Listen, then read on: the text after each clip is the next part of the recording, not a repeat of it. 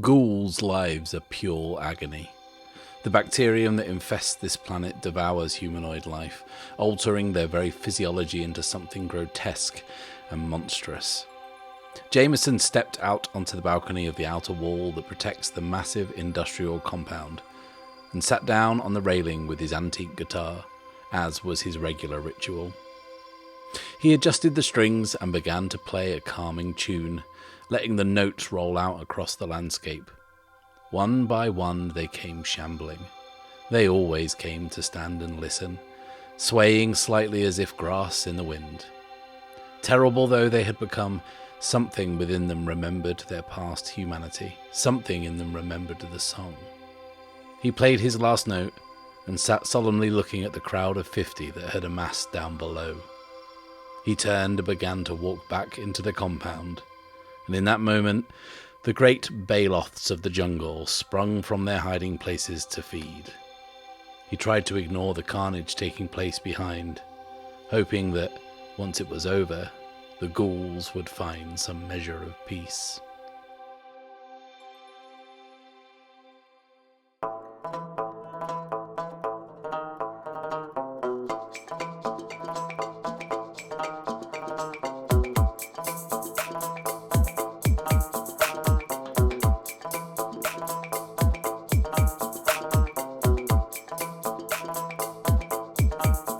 Hello, and welcome to the Bad Spot, an actual play podcast, where I, Matt Risby, and I alone am playing through Ironsworn Starforged. This week's Tale from the Drift was from Ian Dornfried, who has brought some zombie apocalypse vibes to proceedings, which are most welcome, I have to say, and I enjoyed this piece immensely, and I hope you will all agree that it was really rather good. So thanks so much for Ian for taking the time to ask the Oracle and write something down inspired by the results. If you want to roll some dice and write something for me to read at the beginning of a future episode, then the submission guidelines and contact details are on screen now. And whilst I have you, why don't you leave a like, subscribe, and click the little bell icon so you can follow along with the campaign each and every week. These things are really important for supporting the channel and supporting what I do, and if you really want to support the channel, then why not check out the Bad Spot Patreon. There you'll get early access to all episodes, exclusive monthly behind the scenes videos, and your name on screen, like these lovely people. Last time out, after the mission to realign the dish, Archer, Luna, and the other survivors returned to Purgatory to face the music. The man who sent them on this mission, known only as Dr. Freeman, presses them for information, and after Luna is taken away for treatment by the medical team, the pilot and Archer relay what happened in the town of Mercy.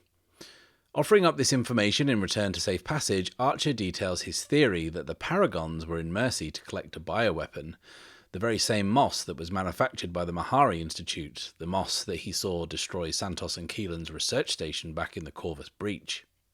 The Jackals were in Mercy to take down the dish and extort payment out of Dr. Freeman, but got into a firefight with the Paragons when they arrived. The bioweapon was hit in the crossfire and released into the atmosphere. However, it is Archer's theory that the moss released by the bioweapon was resisted by the indigenous spores and fungus that cover Xanth's surface. As a result, it briefly morphed into something else, a parasitic organism that found a host in the Paragons, mutating them into their final, wretched forms. Archer states in no uncertain terms how powerful the bioweapon is, and this should be cause for concern, bringing Dr. Freeman to the conclusion that someone has brought it into the sector specifically to take down a mysterious faction known as the Pact. Elsewhere in the Forge, we see Blake Sutton investigating the crime scene left at the Griffin Institute by Azrael Vega. It is revealed that Blake Sutton and the Conduit have been tracking him across the Forge, and before they leave Hearth City at the very centre of the terminus, 3 Clanthorn warships enter the atmosphere, as they too appear to be on Vega's trail. So we've got a couple of threads dangling from last episode, and the main thread, I guess, is that after that weak hit, trying to compel Dr. Freeman into letting us go on our merry way, we have a demand or complication to roll in the form of a counteroffer to our request. And having thought about it since last time, I don't really want to be sent off on another quest at this point in the season. Like, we're coming to the end. Like, we are in the end game now, and I would like to focus on moving towards that finale a little bit. And we literally just got sent off on a side quest to do the dish. So I was thinking that whatever Dr. Freeman asks us to do, it's going to be perhaps something we can do as part of the journey that we're already on.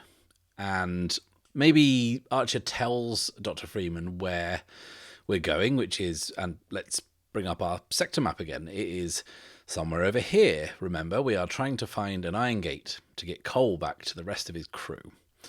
That's why we're in this sector. And maybe Dr. Freeman, we kind of tell him which direction we're going in. Maybe Dr. Freeman wants us to go somewhere for him. Maybe transport something or drop something off for him. And that needs to be done somewhere en route. But it has to be something risky, I think. Dr. Freeman is a shady character, and we know he runs the Cradle. He's the person who generates and trades in the algorithm this black market navigational data. So whatever this is, whatever we're being asked to do, has to be sketchy, right? It has to be nefarious. And also, it kind of has to be narratively, because where is the fun in it being like a straightforward thing? We can't just be like, hey, you guys, you can go, but please drop these supplies off. No, it has to have some kind of edge, some kind of narrative interest. So Dr. Freeman has agreed to let Archer and the others go, and maybe even Archer has explained to him where they're going, but I don't think he would say why. I don't think Archer would be in any hurry to tell him about the Iron Gates or anything like that, or where they're going. So I think Dr. Freeman is just going to agree to this, but has something to ask of Archer. And it's kind of less of an ask. It's more a condition of the safe passage. Take something and drop it off en route. That is all he's asking. A simple favour, no catches. Because why would there be? So should we figure out what we're being asked to transport? And maybe why we're being asked to transport it? Okay, so let's ask the Oracle. So 78 is Sanctuary. And 61 is People. Now, People. We've got kind of like a crowded ship already, I think. So looking at the Oracle, I'm just going to change that result to the one below it. So 62 is Person. So Sanctuary and Person. We are going to be transporting a mysterious passenger, human cargo. And the Sanctuary thing is interesting. We are being asked to take this person, whoever it is, to a safe haven, maybe, to a sanctuary of sorts. Shall we consult our sector map once again, figure out where we're going? So we're going over here, right? Yep, that's roughly where we're headed.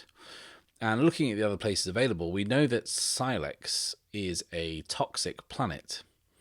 So that doesn't sound particularly safe as havens go. So I guess the most likely place to take this person is to Wellspring, which is the settlement on the ice planet of Canna.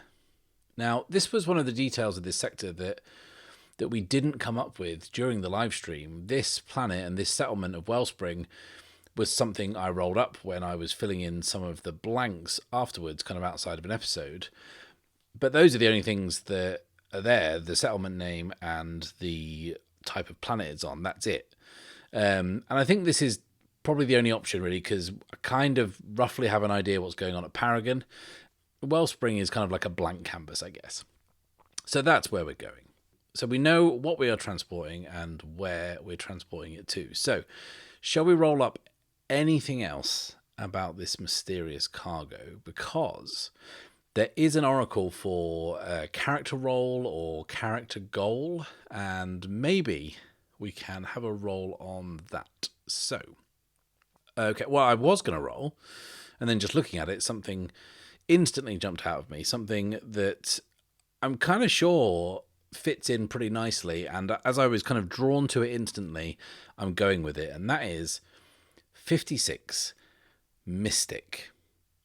So I think this person that we are being asked to transport across this sector, across the Delphian flux, to a safe haven, to the sanctuary on Wellspring, is a mystic. And more specifically, it is a shadow. And for those who have forgotten, who have not been paying attention to my hours and hours of drivelling on an endless story, shadows are sort of like the mystic companions of the soulbinders. They are typically kind of young, and their appearance is distinct because they have black iron in their skin, kind of like fused to their bodies. And Archer first saw these shadows in his visions, and then we also met some on Sepulchre, and they appeared, on Sepulchre at least, to be in kind of thrall to the Soulbinders, and they kind of do their bidding. But when Archer and the others killed some of the Soulbinders, the shadows were set free. But the one that we met died almost as if the untethering from the Soulbinder had killed them. And I think that it's a really interesting idea to be asked to transport one of these people. Like, for some reason, Dr. Freeman wants to ensure the safe passage of a shadow who is someone in his care for some reason, and he wants us to take them to Wellspring for reasons unknown to peoples unknown. And I think that is an appropriately interesting enough situation to raise some questions and also give us something to kind of chew on narratively. Like, is Dr. Freeman actually some benevolent nice guy beneath the creepy tech bro exterior? Who knows? I certainly don't. So let's play to find out. And also, while we're doing some game admin, I think that by compelling Dr. Freeman to let us go, that means we have reached a milestone on our vow to reunite Cole with the survivors using the Iron Gates. So let's look at the move Reach a Milestone. And I think that getting Dr. Freeman to let us go counts as earning vital support. So I think we can mark progress here. And remember, after the Spine of Kronos Farrago, I think I'll call it, we actually ended up downgrading the rank of this vow to dangerous. So progress now fills in 2 boxes, which takes us up to 7 out of 10. And it's good to kind of have that finally moving along. So that's that. Okay, so I think Dr. Freeman lays all this out to Archer, says, you know, kind of, I'll let you go, we'll treat Luna, you just take something for me to Wellspring, and kind of that's it. And Archer, kind of far from being annoyed or put out by this request, he's actually just pleased that they are going to be allowed to leave and that Luna is getting medical treatment. Whatever it is that they need to drop off, fine. He will do it. He doesn't even care what it is at this point. He has had to go through so much just to get to the point where they essentially have their freedom. He is not going to push his luck or ask any unnecessary questions or take any unnecessary risks. Because he knows how lucky he is not to be dead right now, and Dr. Freeman seems to think that he's worth keeping around and not just shooting and pushing out of the airlock. So Archer is going to take this as an absolute win. So we are going to Wellspring. And to prepare for this last couple of episodes, I actually went back and rewatched the live stream that I did, the live stream where we built this sector together with you lot throwing out prompts and me trying to kind of like wrangle them into some sort of semblance of order. Now, firstly, that live stream was a lot of fun and I really enjoyed it, and like I really must do another one. But secondly, whilst we didn't actually establish anything about Wellspring, we did come up with a kind of vague idea for a faction that operated in this sector. And I think that looking at what we've got to do here, they could fit in quite nicely. So we rolled up what was a mostly all non-male faction who were a criminal organisation, and we established that they were once an organisation of diplomats and emissaries.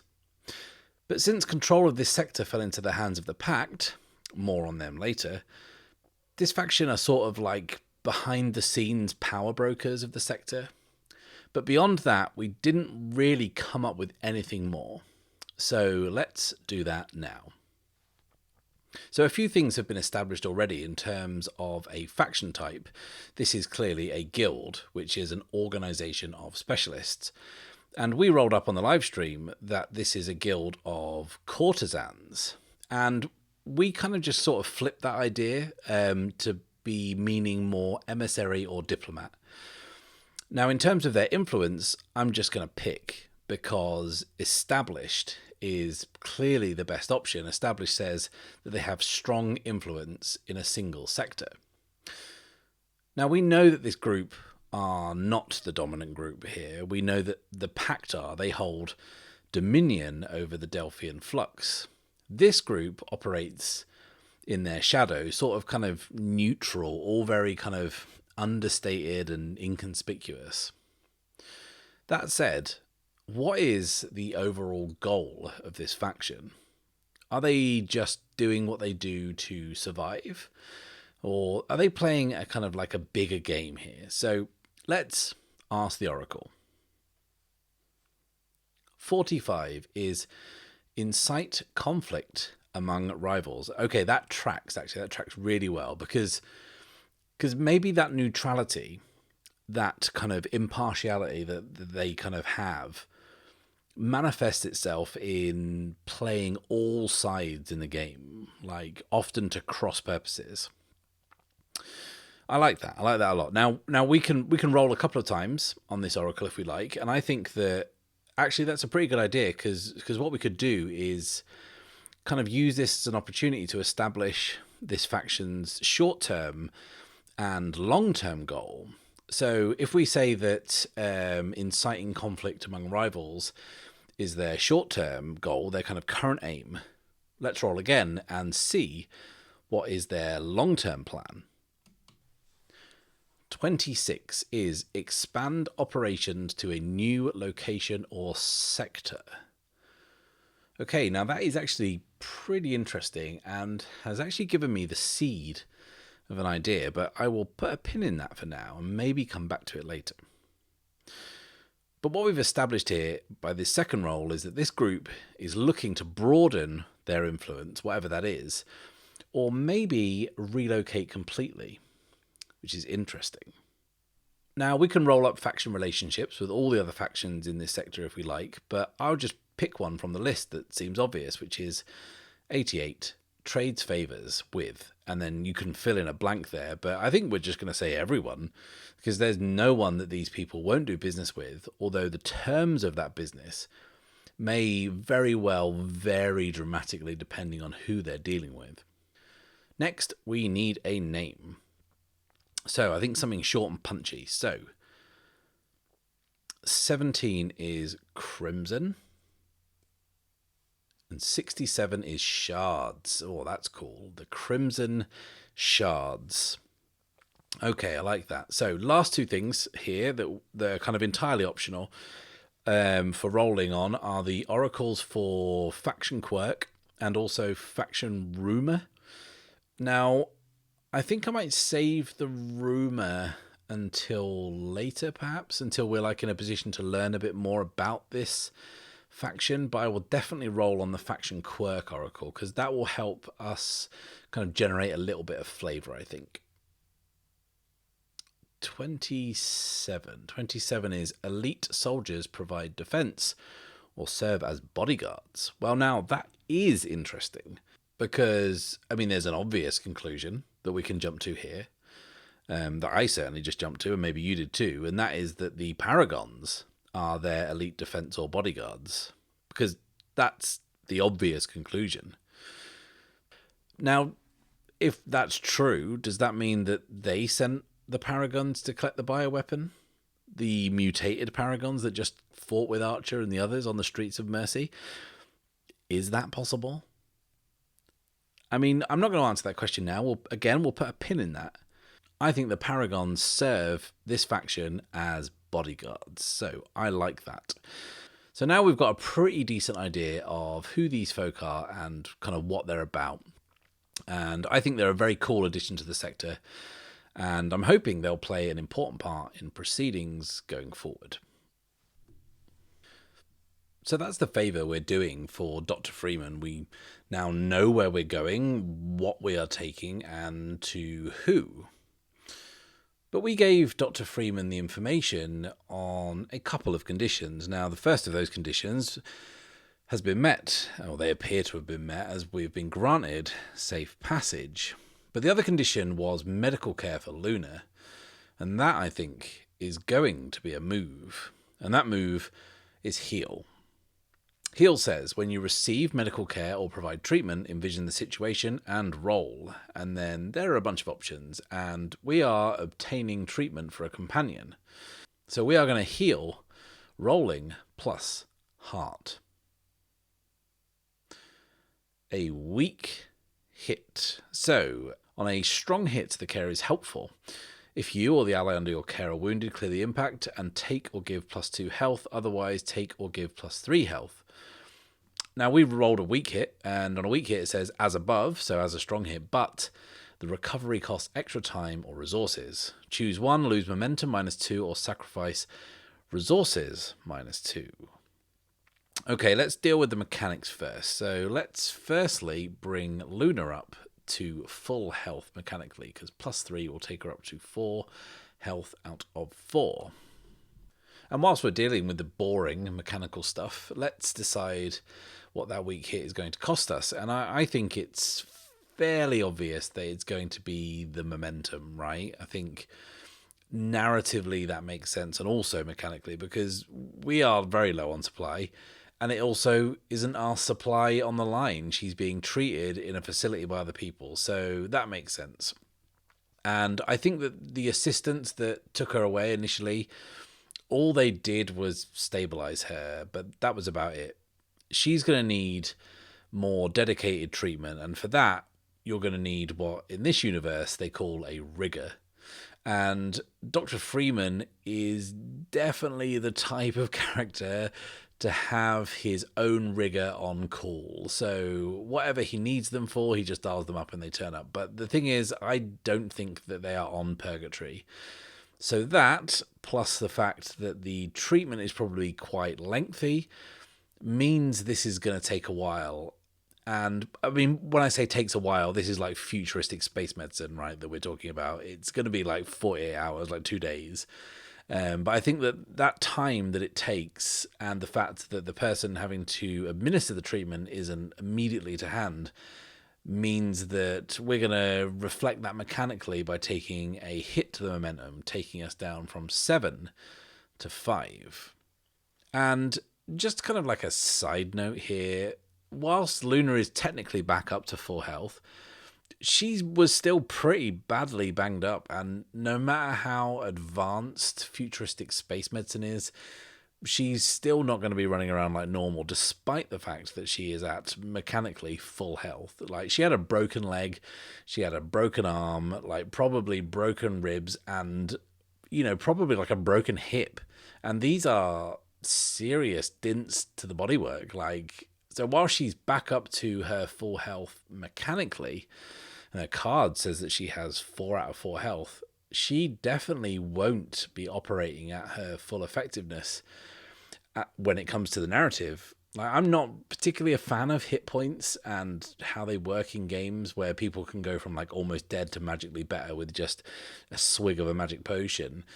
I've also got to accept that this is a game, right? And there is an element of hand-waving going on here. And the 4 health, I think, represents, to me anyway, that Luna is not at death's door. And until I deem it appropriate, she'll still be narratively recovering from these very serious injuries. So I think that during this time, during this kind of 40-hour, kind of 2-day period, Archer has not really wanted to leave Luna. And I'm not talking about a kind of like a constant Gandalf-style bedside vigil. I think he's just been down in the cradle this whole time, just kind of being around. He's not been up to purgatory yet. Although I think he definitely would have sent word up to Cole to kind of tell them that, like, they're here and they'll leave in 48 hours or whatever. He has reached out to Cole, but the rest of the time, I think he's been kind of staying in one of the empty rooms, probably one of the rooms that would have ordinarily been filled by one of the guards that died in Mercy.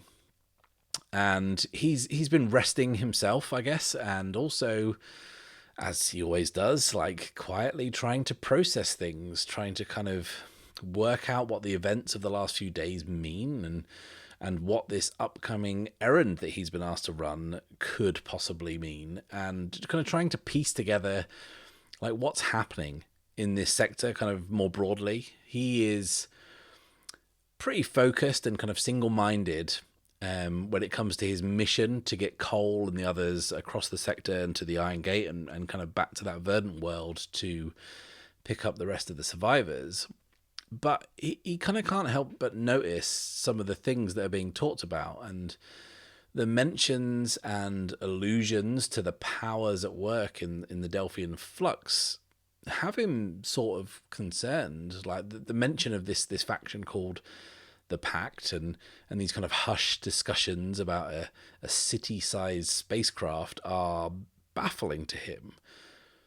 But then there's also some great importance placed on Silex and what is being mined there.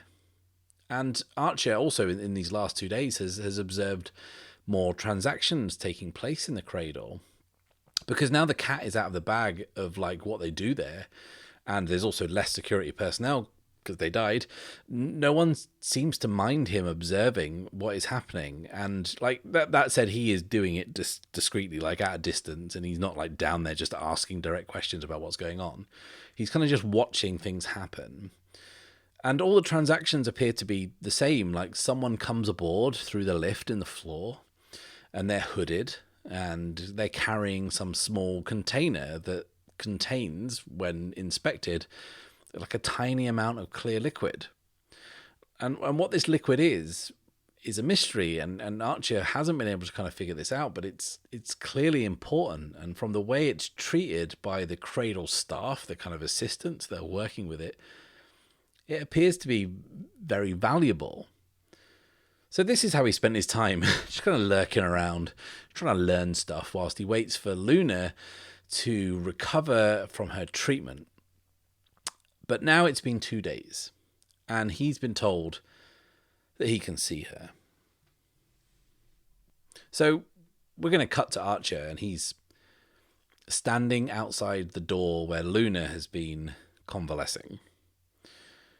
And he knocks a few times with the heel of his fist, and then the heavy grey doors slide open, revealing a small, basic, plain room with a single bed in its centre.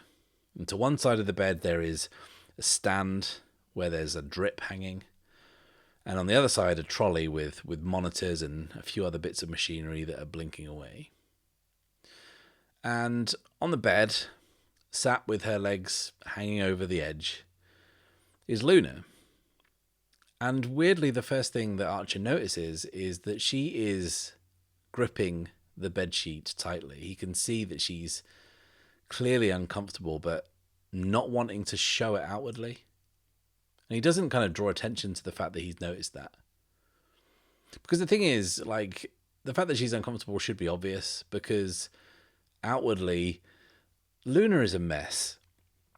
And she's wearing kind of like light grey shorts and a matching t-shirt. And Archer can see that her left leg is clamped into a chrome-plated brace. And that brace is pinned into her skin just above the knee. And there are these kind of chunky bolts running down her leg at regular kind of like 2-inch intervals to just above her ankle. And her left arm is in a similar, albeit smaller, kind of narrower brace. And there's also more kind of smaller chrome bolts following the line of the bones in her upper arm, around her elbow and along her wrist. And Archer notices that the little bolts kind of whir and rotate as she moves. And even though she doesn't move that much, they kind of respond to that movement. This is like way more than the quick patch-up job that he'd expected, and certainly the most sophisticated treatment he's seen outside of the Terminus. Luna shouldn't even be conscious, let alone sitting up and giving him an angry look. The left-hand side of her face is covered in this yellowish bruise that matches the colouring of the entire left side of her body. She has a multitude of small cuts and grazes and scrapes that have all been neatly glued shut. And she's scowling at Archer. And the two of them are in this kind of like silent standoff before she says, "Don't fucking say it." And Archer sort of smiles, like this is the reassurance that he needed that she is okay. Like her body may have taken a battering, but her wit has remained, thankfully, intact. And he says, "I wasn't going to say anything." And Luna says, "Good." And then Archer says, "But if I were to say anything, it would probably be something along the lines of, 'You're welcome.'" And Luna winces in pain as she tries not to laugh, and she says, "I fucking hate you, Barlow." And then Archer says, "We leave in a few hours." Luna says, "I'll be there." And Archer says, "I know you will." And he steps back out of the doors, and they slide shut behind him. And that was hard. Not least because, like, he could see how badly Luna was hurt. I mean, that was difficult, but what was hardest was he's not used to seeing her display any degree of vulnerability or of weakness. And that only serves to remind him that she is not invincible, despite how she seems and how she carries herself and how she acts. She is just flesh and bone. And that is brought home to Archer. And it also makes him think about how he would possibly cope without her. And that is not a thought he wants in his head. So with Archer now kind of satisfied that Luna is at the very least out of the woods, it is time to get the crew together, get prepped, and leave for what he hopes is the final leg of this journey that started on a lush, verdant world that just happened to be populated with electric dinosaurs, then moved through an iron gate on the backs of a bunch of flying lizard ostriches, and then went to, where do we go, Sepulchre next, where we had a kind of like a deadly firefight, including a zero gravity shootout. And then we, had the small matter of a journey across the spine of Kronos and the precursor vault and all that entailed. But finally, they're in the sector they need to be in, and they have been granted safe passage and free movement around it. There is just the small matter of dropping off this cargo for Dr. Freeman. Then they are on the home stretch to reunite Cole with his surviving crew. So we'll cut to Archer as he rejoins the others in the hangar of Purgatory. And he finds them still tinkering away with the ship. And Archer can't quite believe that this is the same ship that he last saw. Because the Eclipse limped, like literally limped into the station a little over what must be like a week ago. And it was barely able to stay airborne. And now Cole and his crew, and maybe it's because they've literally got nothing else to do. Like, they have patched it up and then some. In fact, the only thing that looks obviously damaged is the paintwork with Luna's olive green paint job that she gave it on the Mahari outpost. That's been kind of peeled away in these wide scorched streaks all over the hull and wings that reveal the burnt orange of the Griffin Institute underneath. And it gives it this almost kind of tiger striped look. And Archer kind of digs it. I think he likes that look. And then like Cole notices Archer kind of checking it out and kind of stops what he's tinkering with and walks over to him. And the kind of smile on his face betrays this huge sense of relief. And Cole says, "We're starting to think you weren't coming back." And Archer says, "For a minute or two back there, so did I." Cole says, "That bad?" Archer nods solemnly. Cole says, "And Luna?" Archer kind of says, "She'll live." "And we're in the clear to leave?" Yes and no. Cole is like, "That doesn't sound too good." Archer says, "It's nothing. Simple drop. Cargo run." "What's the cargo?" "I didn't ask, and I don't want to know." Cole says, "That always ends well." And Archer says, "Tell me about it." "We ready to go?" "As we'll ever be." And then Archer says, "Good. Get everything primed. We jump as soon as the cargo hits the hold." And that's when Archer feels this nudge at his elbow. And he turns to see the snout of his drake sniffing him inquisitively, its tail kind of swooshing from side to side with excitement. And Archer honestly is pleased to see it, I think. And he kind of gives it like a little scritch under the chin and causes the drake to kind of coo softly before it kind of resumes chasing the other drakes around the hangar. And as he watches the kind of drakes scuttle around and scurry about, chasing little bugs and so on and so forth, the hangar doors open, and Archer looks across to see two of Freeman's assistants entering with a third figure walking between them. And this third figure has their head down and is wearing heavy robes obscuring their face.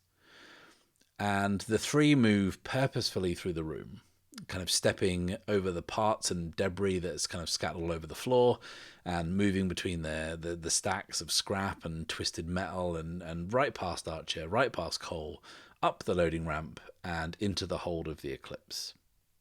And after a few seconds, the two assistants re-emerge without the third party and walk just as quickly back through the hangar, passing wordlessly by Archer and the others. And Archer kind of calls after them and kind of says, "What is this?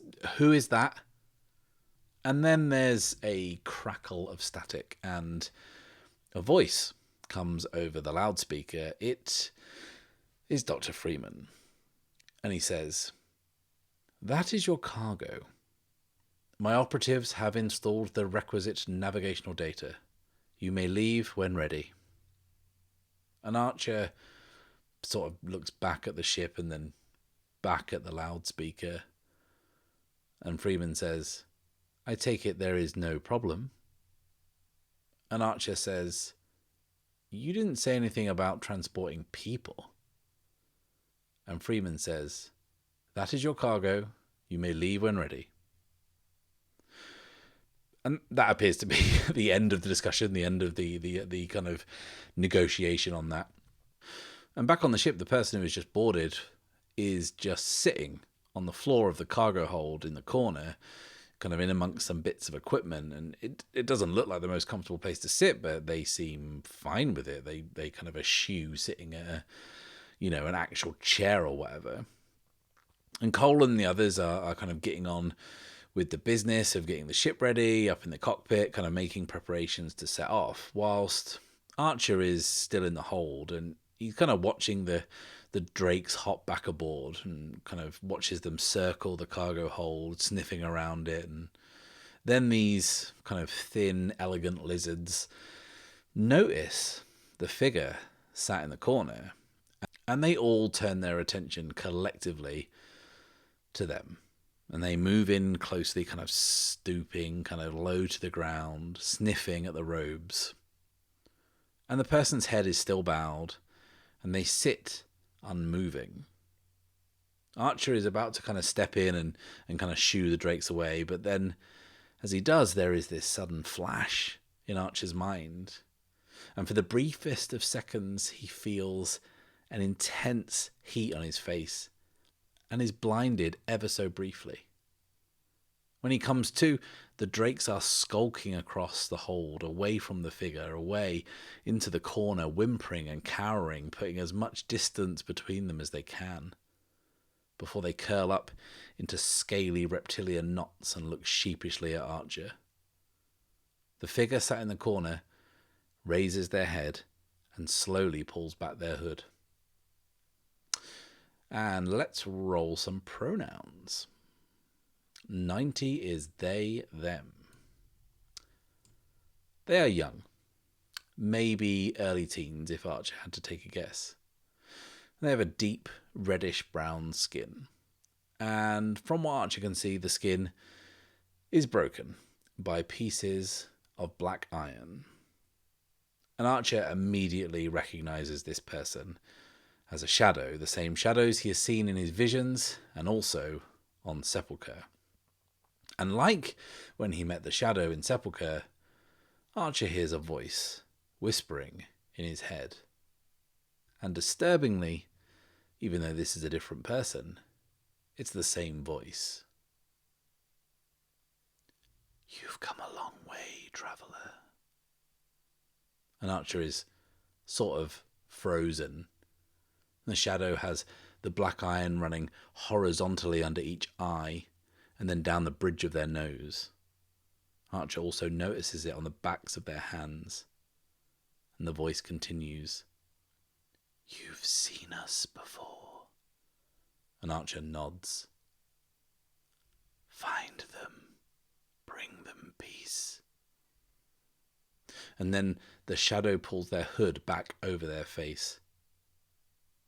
And then Archer suddenly jumps as a hand slaps him on the back, and it's Luna. And the whirring and the sound of the metallic gyros and pistons in the brace around her arm and leg accompany her every step. She's not going to be able to creep up on too many people. She says, "Who's that?" And Archer says, "No one. Just catching a ride." And Luna just kind of shakes her head and says, "That's disconcertingly vague, but fine, I guess." She moves towards the cockpit, moving stiffly with difficulty, but moving nonetheless. And after one last look at the motionless shadow, Archer follows behind. They enter the cockpit, and as Luna moves into her chair and sits down with a groan, Griff lights up. And Luna says, "I've been better." And Archer sort of stands next to where Griff is docked. Griff just doesn't say anything. And Archer says, "Yeah, I'm fine, by the way, thank you." And sort of cursing under his breath, he moves over to where the pilot has taken their position and double checks the navigational data that Freeman has updated. So it's time to go. Time to get this show on the road, and more importantly, time to make a move. And that move is set a course. Set a course says when you follow a known route through perilous space, across hazardous terrain, or within a mysterious site, roll plus supply. And we know where we're going. We have the data, but we also are pretty low on supply. Maybe we should have thought about resupplying whilst we were hanging around in that one place for 2 days. But ho-hum, we've done it now. So let's just roll the dice and see what happens. Well, thankfully, that's a strong hit. On a strong hit, it says you reach your destination and the situation there favours you. Take +1 momentum. Well, that's good. So we are up to 6 momentum now. So let's envision this. But I think before we do, I would like to fold a little story detail into this. Build a little something that kind of came up in passing in the live stream that I'd forgotten about, and to kind of take that and put it into the story. So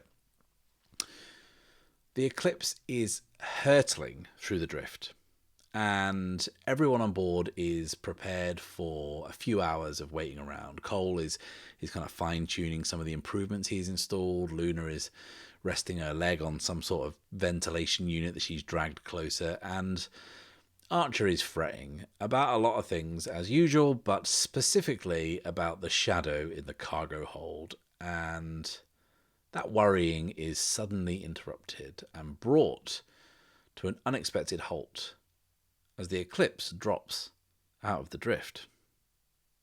And Luna, kind of almost as if she was about to drift off, says, "That was fast, but they are not there. They are not where they're supposed to be." And Archer says, "Well, can you check it again?" And then Cole brings up some data on the monitors and says, "No, it's right. Our course is just broken down into smaller component parts. Why would they do that?" And Archer says, "And why didn't any of the alarms go off? We just dropped without warning." And this is a journey that should take several hours, but they dropped out of the drift after about 15 minutes with no warning whatsoever. And Cole says, "Want me to re-enter the data?" And Archer nods. Cole punches this into the drive, and the pilot, who doesn't need to wait for the E-drive to recharge because it was going such a short time, plunges the drive shaft back down, and they lurch forward into a swirling mass of orange and pink, launching into the drift. And the crew all settle down. Obviously, there was some issue with the data uploaded by Dr. Freeman and his assistants, but it's been corrected now, and they're on their way. Until they are not. After about 15 more minutes, they once again drop out of the drift without warning. Archer checks outside, looking through the cockpit viewport, searching for any kind of clue as to why they've dropped so suddenly. Cole is checking the short-range scanners and says, "Nothing showing close. Want to go again?" And Archer nods, kind of cautiously, trying to figure this out. And they jump again. But this pattern repeats itself over and over. They jump into the drift, and then shortly after, a sudden drop. And the eclipse doesn't respond as it would when making the drop voluntarily. It's almost as if the E-drive just cuts out. And they spend this journey trying to figure it out, going as far as pulling the E-drive apart and taking a look inside, but it's all seemingly in perfect working order. But the journey they take in these small incremental steps perfectly matches the navigational data entered into the drive by Freeman's crew. There's obviously more at play here than they realize, but they do not know what that is. And after several hours of this frustrating stop-start journey, they arrive, finally, at their destination. The ice world of Canna, like a bluish-grey pearl against the darkness. Let's roll up some details and see what we can see from space. 77 is vibrantly coloured ice.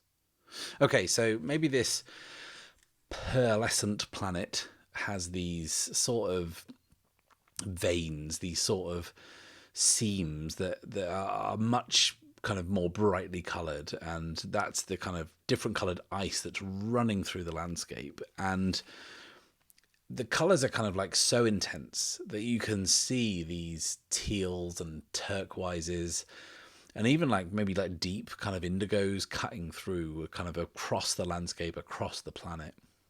And the crew are just kind of taking in this sight, and even though they have been in the atmosphere for literally less than a minute, not very long at all, they receive a hail from the planet's surface, a message on screen with landing clearance, coordinates, and confirmation that they can approach.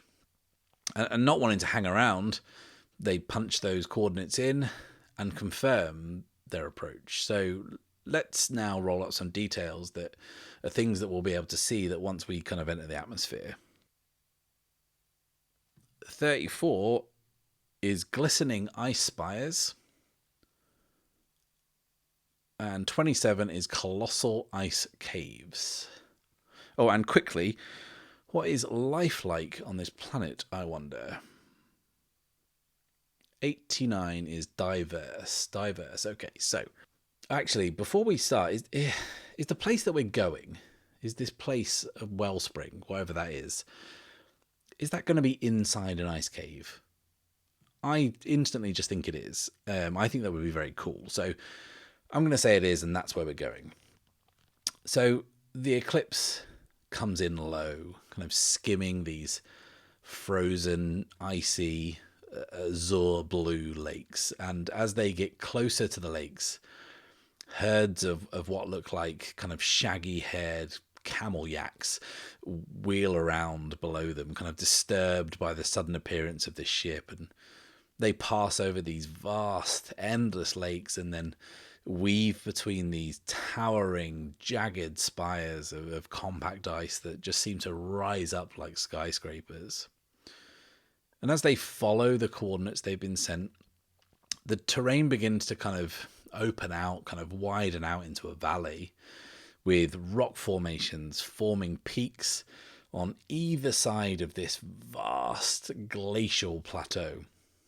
And they sort of just have to trust it because they can't see any obvious settlements or even areas where a settlement might be. And as they rise up onto this great flat ice shelf, the eclipse's sensors sound. They kind of blare the signal that this must be the location right here on the glacier.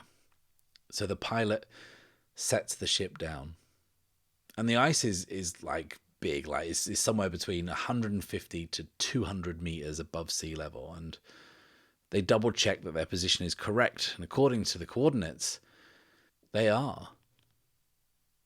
And the crew get ready to disembark, but Archer says, as he's kind of slipping on his parka and holstering his pistol, "No, I'll go. You stay. Be ready." And Cole says, "Are you sure?" And then Luna's like, "I'm good to sit this one out." Exactly. And she sort of just reclines in her chair, and she's more than happy to let Archer do this drop himself. And Cole seems a bit more apprehensive, I think, but Archer has made his decision, and he heads down to the hold, where he finds the Shadow standing in the center of the room, waiting for him.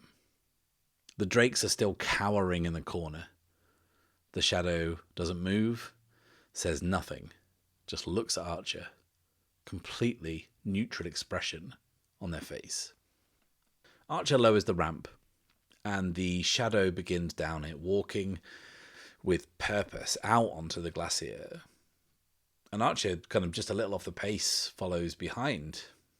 And as they get out there, he looks across the ice, and it stretches for several kilometers into the distance, and he's kind of unsure of where to go, but the Shadow is already moving towards the rock face on the other side of the glacier, heading towards this kind of gaping crystal blue opening that looks very much like a cave, or the entrance to a cave.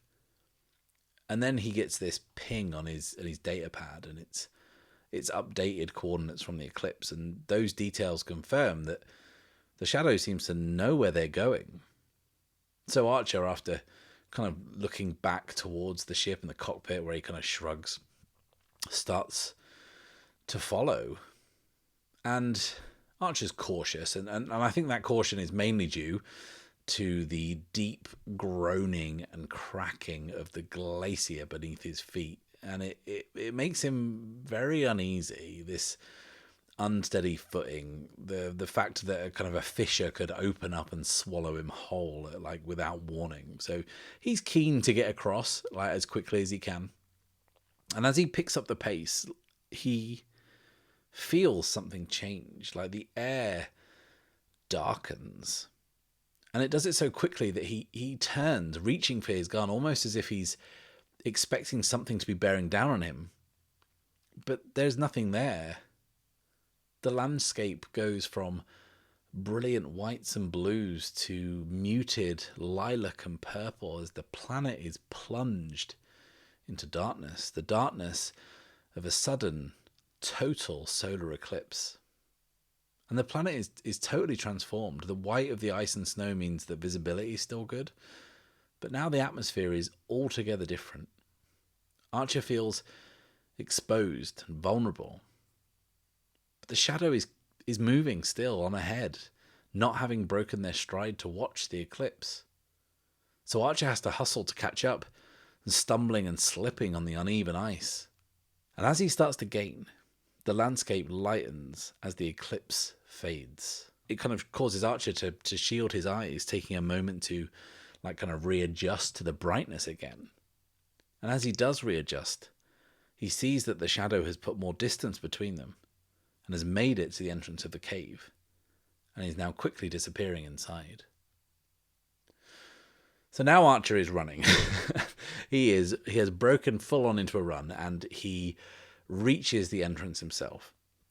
And it's large, like maybe kind of 15 meters high and the same across. And at first look, it's man-made, right? It's bored into the ice. There's one long kind of circular tunnel stretching back into the darkness. And he looks down at the floor and sees that in the ice there is this metal grating that forms this kind of wide central path that leads off up ahead. And on the metal path, Archer can kind of hear the shadow's footsteps. So he starts along it. And as he does, large circular lights come on above him one by one, lighting the way ahead, but only just ahead of him. And he can just about see the shadow. And he quickens his pace to catch up, but they're always ahead of him, always managing to keep their distance. So Archer starts to run faster and faster, and as he does close the gap, he does get closer, and he gets maybe 5 meters away from being alongside the shadow before he hears a voice. And it's a woman's voice. And it says, "That's far enough." And Archer comes skidding to a halt. And he looks down and he sees he isn't standing on the metal grated path anymore. He's standing on something carved into the ice. It's a pattern. He traces it outwards from his feet and sees that it's a huge circular emblem of a shattered, splintered shield. He's standing in the main pool of light, almost as if he is under a spotlight. As his eyes adjust to the semi-darkness, he realizes that the path has widened out into a circular room, and that he can just about make out the layout. There are kind of niches carved into the ice at regular intervals, little nooks, and he strains to see, but he's sure that he can see some movement in each one. His hand moves slowly down towards the grip of his pistol, and then he hears the cocking of guns to either side of him, and 2 green laser sights cut through the darkness, centering on his heart. And he slowly raises his hands. He hears footsteps getting closer. Up ahead, he can see a figure moving towards him. Whoever it is stops just short of being in direct light, so they only exist in silhouette. It is the owner of the voice. And there's this long, protracted silence. "What are you doing here in the flux?" And Archer says, "I'm just passing through." "Just passing through?" "Just want to do this drop and get on my way." "You really don't know what is happening here, do you?" "In my experience, a little knowledge can be a dangerous thing." There's another long pause. And Archer can sense but not see movement around the room's periphery. "Tell me, is it true?" "Is what true?" "You made it through the spine of Kronos. We got lucky. In that ship, with that crew. Like I said, we got lucky. And she repeats, and what are you doing here, in the flux? And Archer repeats, just passing through. And there is another long, interminable silence in the darkness of the cave, before it's finally broken by the woman who says, when you're done passing through, we should talk. And with that, the lights go out, and the green laser sights disappear, leaving Archer alone in almost total darkness. And not wanting to stick around to find out if he's safe or not, he turns tail and makes for the dim light of the entrance in the distance, taking about kind of 30 seconds to a minute to find himself back on the path. And when he eventually exits and steps back out onto the glacier, it is once again dark, which firstly makes him question how long he was in there. But secondly, he doesn't want to spend a minute longer thinking about it, so he pushes on. And he can see the eclipse out on the glacier, it hasn't moved, and he gets kind of maybe halfway there, and then the daylight returns. Another solar eclipse has passed, and this odd phenomena just kind of adds another layer of weirdness, another layer of the unusual to this whole affair. The vibe here has just been off since the second they touched down, and Archer would rather just be on their way. And when he finally reaches the eclipse, like the ship, sorry, not the phenomenon, that is exactly what they do.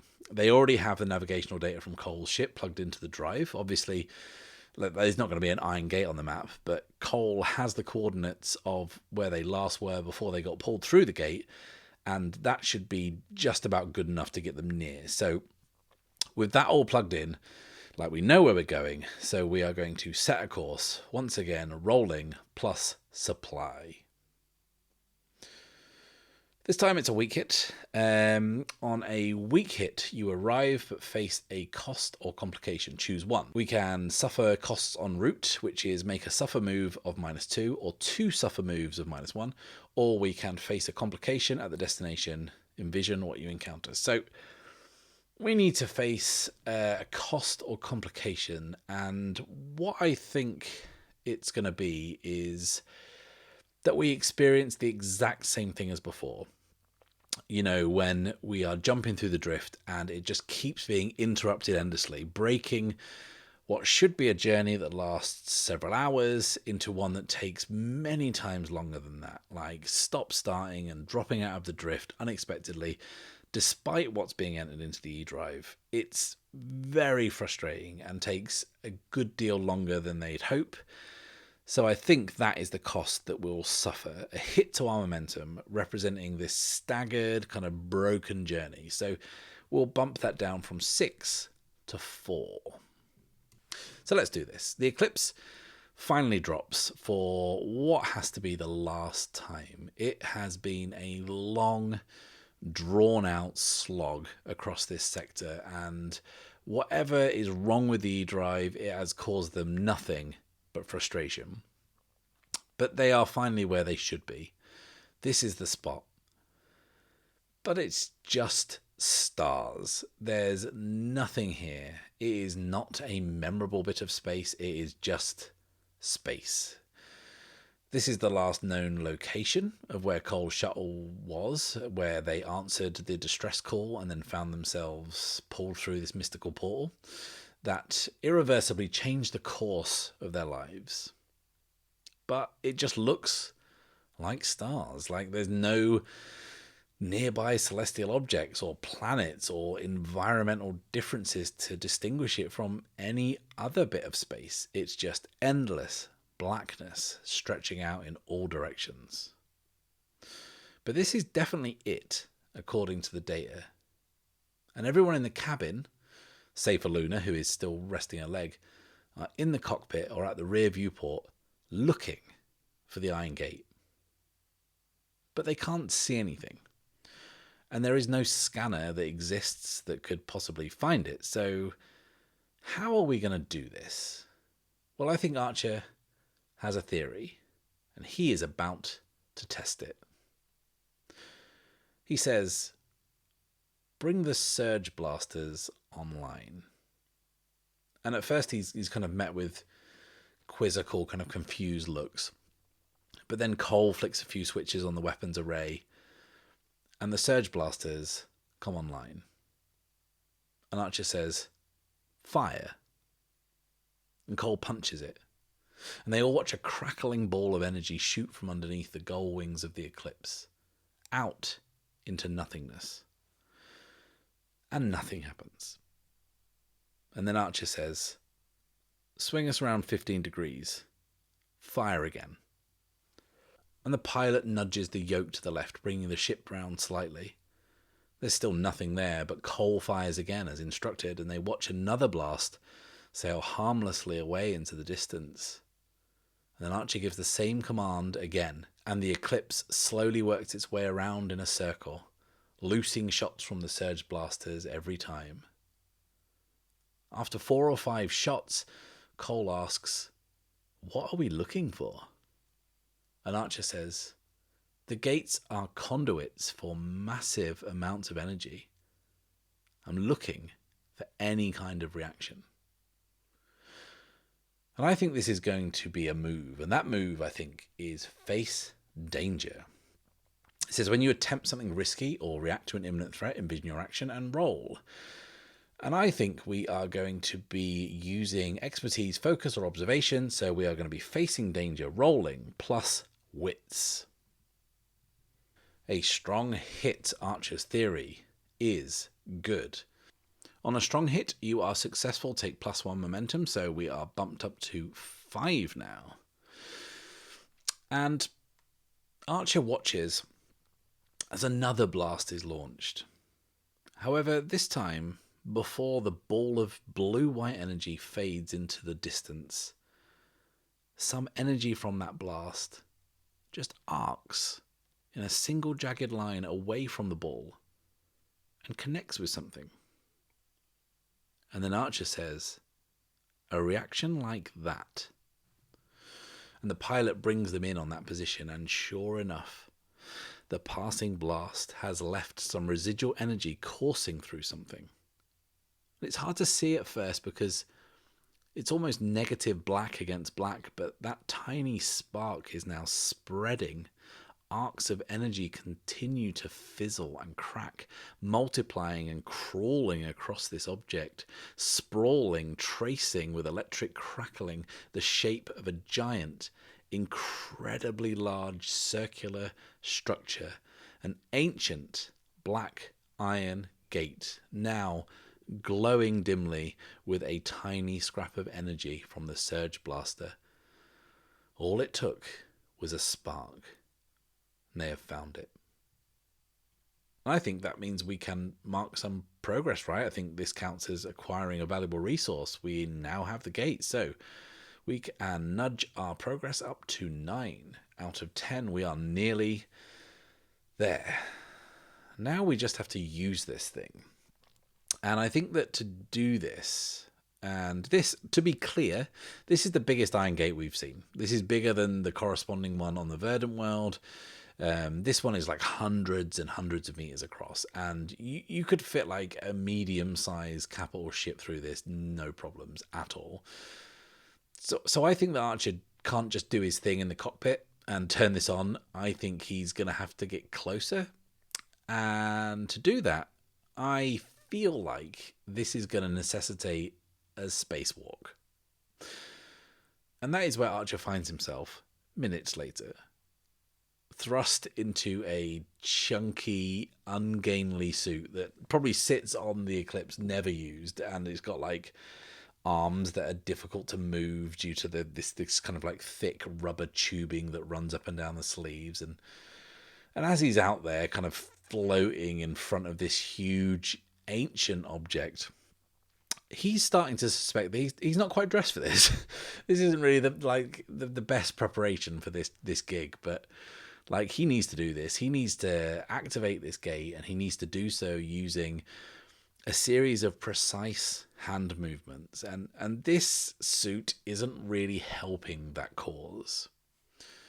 But as he drifts kind of some 20 or 30 meters from the eclipse, he's kind of tethered to it, obviously. He begins his hand movements. He begins his sequence. And it's difficult. His movement is definitely hampered, but he keeps working through it, keeps trying to get it just right.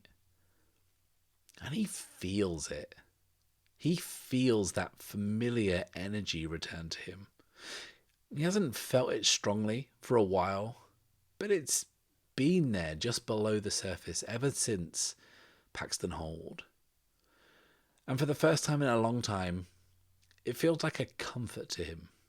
It feels familiar in a good way. There's a warmth to it, a safety, a sense of security, of connectedness. And he's sort of zoned out, feeling this energy course through him as he does his movements intuitively, instinctively, without thought. The circles within circles with his right hand. And that's when he feels himself moving quickly backwards.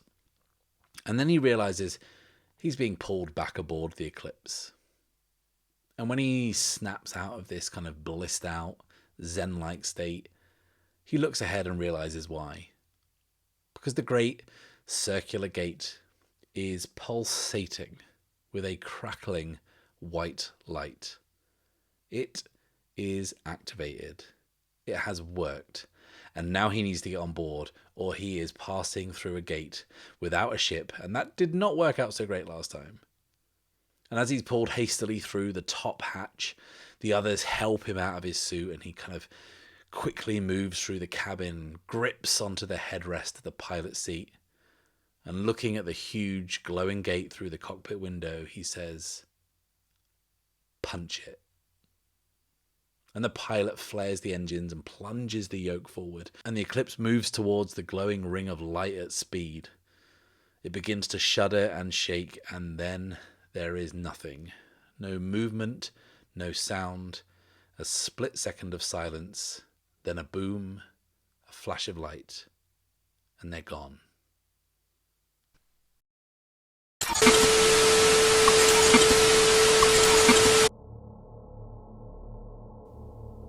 The darkness of the ancient room, filled with dusty old equipment, is suddenly illuminated by a dim amber glow on the console at the wall. The acolyte gets to his feet, a creaking in his elderly hips bringing no small amount of discomfort. He is old, and his pale, almost greyish white skin sags. He wears a dark, bluish-grey robe and a length of copper wire around his waist. He moves to the glowing amber light and studies it with great concentration. He pushes a series of heavy buttons on the console and turns a series of dials that click quietly. Then the console whirs and spits out a long, wide ribbon of yellowish paper. The acolyte tears it away, studies it, then moves out of the room with a speed belying their advanced years. Pulling the hood of his robes over his head, the acolyte hurries along the short corridor, ornately decorated with copper detailing throughout the heavy, brutalist metalwork.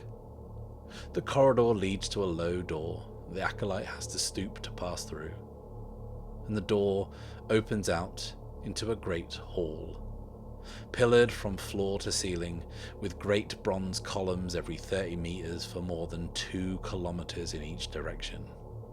The domed ceiling is decorated with tableaus depicting ancient, violent conflicts, and the walls are formed from multiple Gothic arches inlaid with the same ornate copper detailing.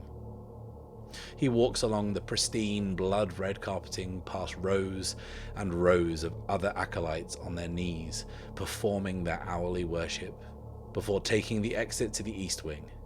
He presses on, finally able to break into what passes for a run now he is clear of the great hall.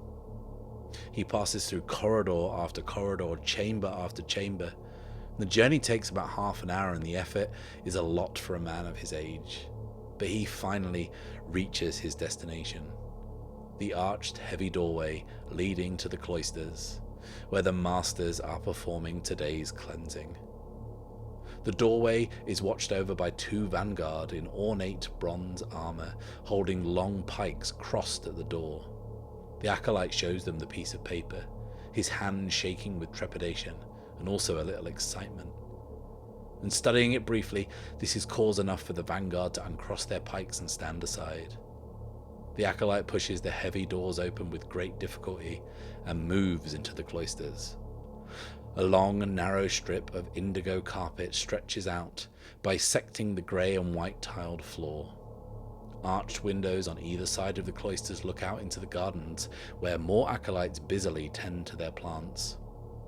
Moving through the cloisters, the acolyte reaches a sub-chamber, where today's cleansing is taking place.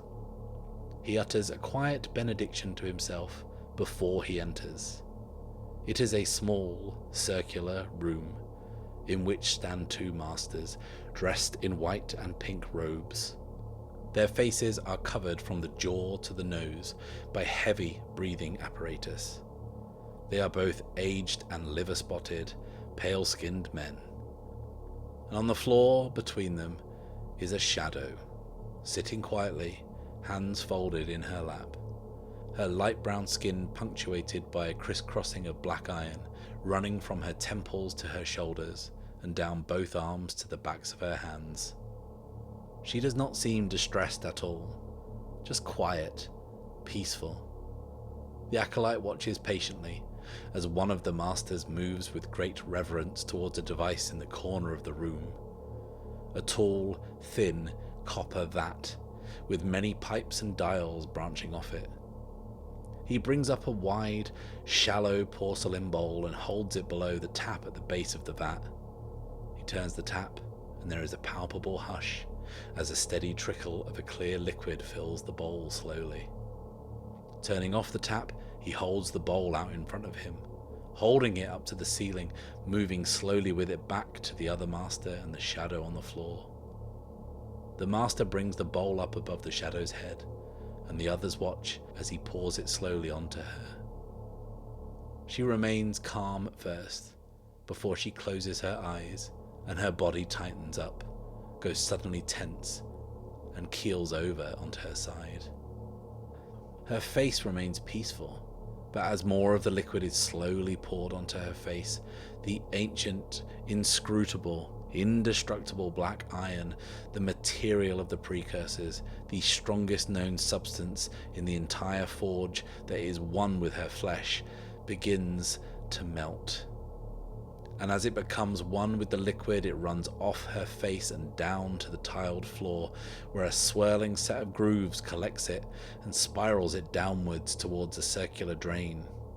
The acolyte watches the entire cleansing as the shadow is doused with more and more water, and more black iron continues to be melted away from her body.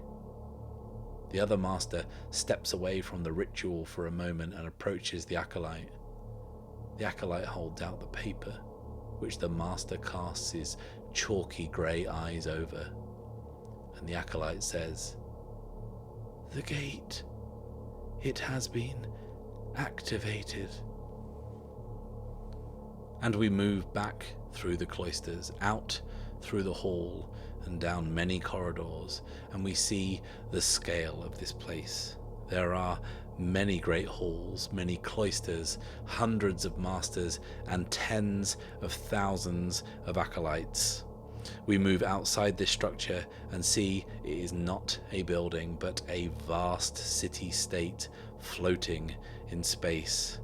This is the great space fortress of Narthex Prime. This is the base of operations of the Pact, and this is their sector.